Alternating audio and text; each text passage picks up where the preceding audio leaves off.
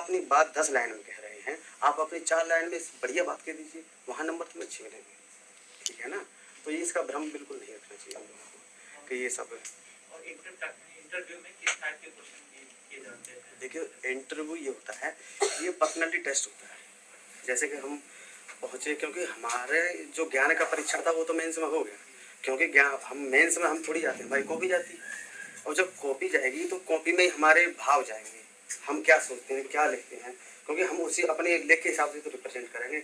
अगर हमारा writing skill बढ़िया है तो एग्जामिनर तो हमारी कॉपी देखेगा, हमारी उसने फेस थोड़ी देखा, फेस तो अब इंटरव्यू में देखेगा, क्या अब आ रहे हैं सामने, अब देखें, अब देख के अब उसमें अगर तुम्हारा मेंस में नंबर बहुत अच्छा है, ठीक है ना, तो अगर मेंस में अच्छा है तो उसमें कोई इतना डिपेंड नहीं करता, अगर प्रेजेंट हो गए बहुत है, समझ रहे हैं। अगर ज़्यादा एक्सीलेंट है तो उसमें 10-5 नंबर का फर्क पड़ता है, कुछ नहीं।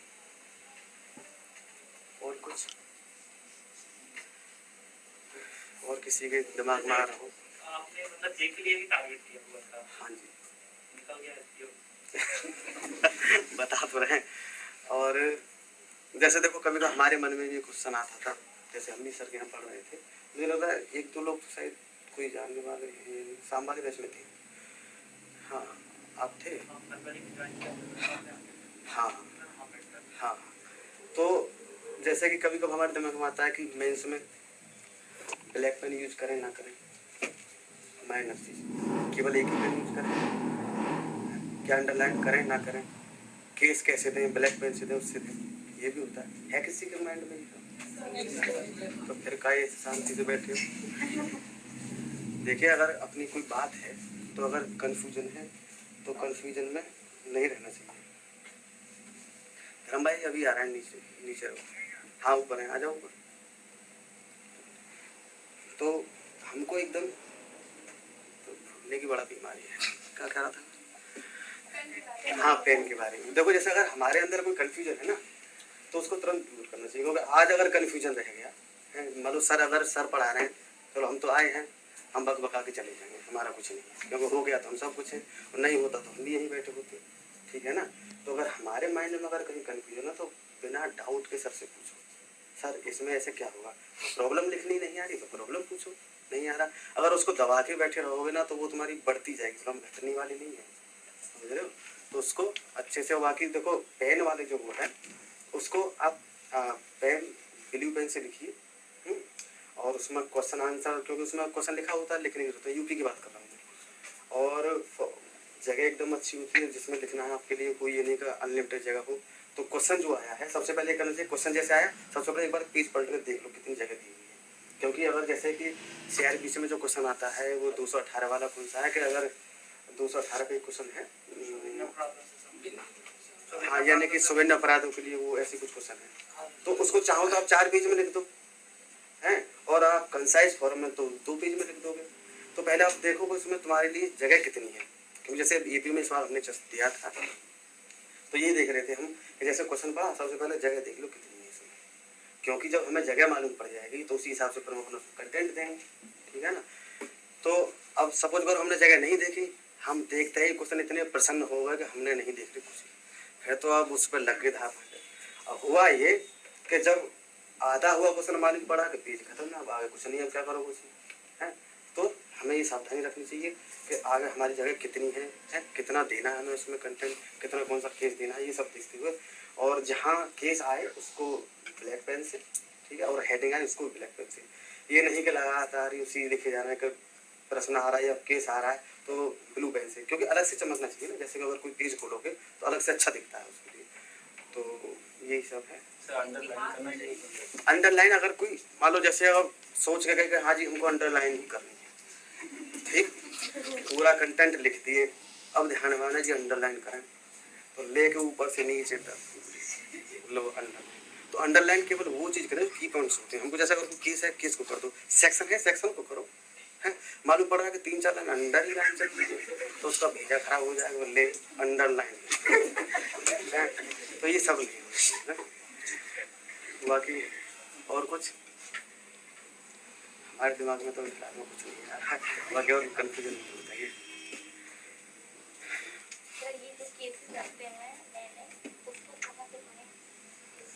देखो जैसे केस वगैरह आते हैं, जैसे लाइव लो है इंग्लिश वाला हिंदी वाला, उसको देखते रहिए, ठीक ठीक है ना। जैसे अब अगर कोई पूछ रहा है तुमसे, अभी ये अनर्व गोस्वामी वाला चल रहा है, और इससे पहले एक आईनेक्स मीडिया वाला केस था जिसमें प्रवर्तन निदेशालय वर्सेज वो कौन से हैं, पी चिदम्बरम है, उसमें सशर्त जमानत दी थी।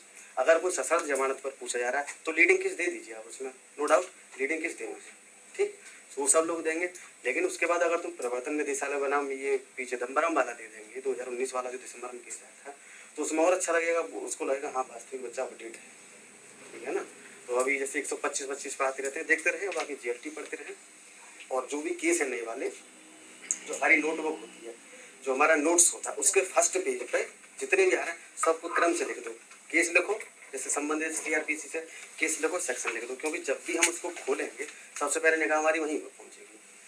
बेयर एक्ट है, बेयर एक्ट में 125 है या फिर और कोई से सेक्शन उससे संबंधित है, उसी के ऊपर कच्चे पेन से लिख दो, क्योंकि जब जब हम उसको प्री के लिए पढ़ेंगे, मेंस के लिए पढ़ेंगे, तब तो हमारी निगाह उस पर जाएगी, और जितनी बार निगाह जाएगी उतनी बार हमारे यहाँ बैठेगा, यहाँ के बाद यहाँ जाएगा, ठीक है ना। जब यहाँ जाएगा तो फिर निकल के सामने आएगा, है। तो यही, क्योंकि जितनी बार पढ़ेंगे वही होता है। और कुछ सर, जैसे आपसे इंटरव्यू किस किस प्रकार के क्वेश्चन दिए? देखो, जैसे इंटरव्यू में कोई अथाह है, कहाँ से पूछ ले, क्या दिमाग में बैठा है, कुछ भी पूछ सकता है। अब जैसे अब मैंने बताया वो, अब वो लेके अब ये बताइए कि हमारी ये जुडिशरी है ये एकीकृत है या नहीं, आपका क्या विचार है। फिर बोल रहे हैं कि जो आपसे पहले गए हैं वो तो कह रहे हैं एकीकृत नहीं है, अपना जगह मतलब फंसा दिए, अब क्या कहें, उसकी कहें अपनी कहें। और देखो, कहना तो नहीं चाहिए, जो इंटरव्यू ले रहे हैं लूसेंट खोले बैठे हैं, उसमें से क्वेश्चन चल रहे हैं, सामने रखिए, उसी में जो उसमें न्यायपालिका वाला अगर आप देखेंगे तो सबसे पहले हमारी तरफ से लड्डू नहीं है, विजेंद्र लड्डू मंगाए हैं, इनके दोस्त हैं, ये लेकर के आए हैं। तो धर्म इधर दे दो, पास करते रहेंगे, तो भैया थोड़ी हेल्प कर दीजिएगा, तो एक इधर दे दो, एक इधर, एक लोग ऐसा करके पास कर दीजिए। जो होती है कुतिया और एक हथनी, दोनों की बहुत तगड़ी दोस्ती थी, शायद किसी ने सुना भी होगा। तो ये देखो, हंसी भी है इसमें, अगर समझने वाली किसी समझना भी अच्छा है। तो कुतिया और हथनी की दोस्ती थी, तो अच्छा, आपके पास आवाज आ रही है ना, नहीं आ रही,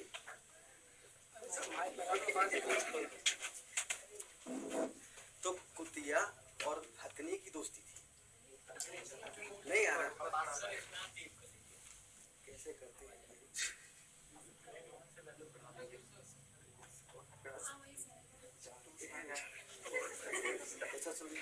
बताइए, अब आ रही है। देखिए, थोड़ा हम भी तेज बना, थोड़ा अपने कान में तो दोनों के लिए सुविधा रहेगी, ठीक है ना। तो जो कुश्तियाँ होती है सब लोग जानते हैं ना, कुश्तियाँ तो क्योंकि हम रहते हैं समाज में, सब कुछ जानते हैं। और एक हथनी, दोनों एक साथ प्रेग्नेंट है, हंसने की बात नहीं, सोच दिमाग दौड़ाइए। तो कुतिया जो थी उसके 6 महीने में बच्चे हुए, 6 महीने, हथनी के नहीं हुआ। कुतिया जाके बोली कि बहन मेरे तो 4 बच्चे हुए, तेरे अभी नहीं हुए, कि बहन अभी नहीं हुए। फिर 6 महीने बीते, फिर 6, फिर गई मेरे 12 हुए, आपका क्या, तो बोली कि बहन अभी नहीं होगा। फिर 6 महीने बीते, फिर 4, फिर कुतिया बोली हमको कंफ्यूजन है, आप प्रेग्नेंट है भी या नहीं, बोली बहन हूँ। फिर 6 महीने हुए, फिर 4, अब जैसे उसके 4 उसके 20-22 हो गए, और जब हथनी ब्याई उसका जब बच्चा गया तो जानते कितना बड़ा हो। तो हथनी बोली उससे कि हमारे बच्चे में और आपके बच्चे में अंतर है, आप बेशक 6 महीने बाद ब्याह दोगे, कोई दिक्कत नहीं, 4 डाल के कोई, हमारा एक बच्चा होता है, लेकिन जिस दिन हमारा बच्चा धरती पर गिरता है ना, उस दिन आवाज होती है, धरती माता भी इसको मालूम करती है कोई गिरा है।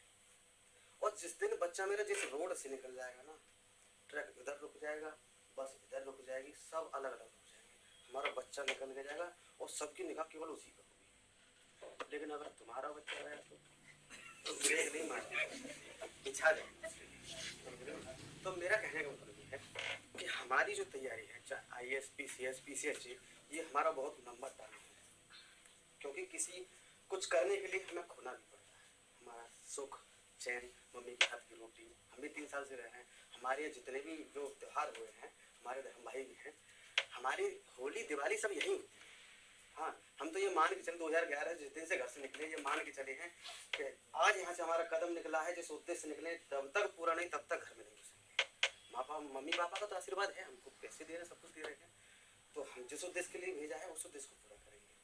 तो उसने कहा कि जब हमारा बच्चा निकलेगा ना, तो सब रुक जाएंगे और आपके बच्चों को पहुँच के चले जाएगा, है बिछा जाएगा। तो हमारी जो है ना, वो हाथी का बच्चा है। 2 साल लग जाए, 3 साल लग जाए, अगर लगे रहेंगे, और जिस दिन हथनी भी आएगी ना, तो धरती भी महसूस करेगी, सब महसूस। और जो छोटी छोटी नौकरी, तो वो पिल्ले होते हैं, पिल्ले होते हैं। अगर छोटी मोटी 4th क्लास की लग गई, कौन पूछ रहा है उसके लिए। और जिस दिन आप लोग जज हो जाओगे ना, तो अब बताने की जरूरत नहीं है आपके लिए, खुद में खुद शोर मचाएगी, रिश्तेदार के रिश्तेदार सब मान कर जाएगा, हथनी पे आ गई जी, हथनी पे। तो कहने का मतलब ये है कि कभी ये माइंड नहीं रहे अरे उसका हो गया, नहीं। हमारा टारगेट ये है, जब तक वही है कि जब तक तोड़ेंगे नहीं, तब तक छोड़ेंगे नहीं। इन्हीं बातों के साथ अपनी बातों में विराम देना चाहूँगा। बहुत बहुत धन्यवाद।